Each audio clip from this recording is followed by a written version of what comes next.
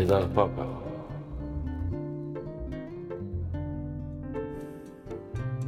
Пап? Кетей.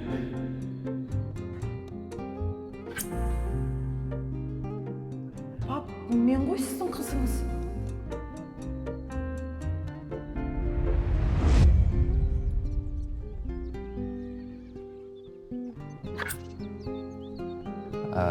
Добрый день.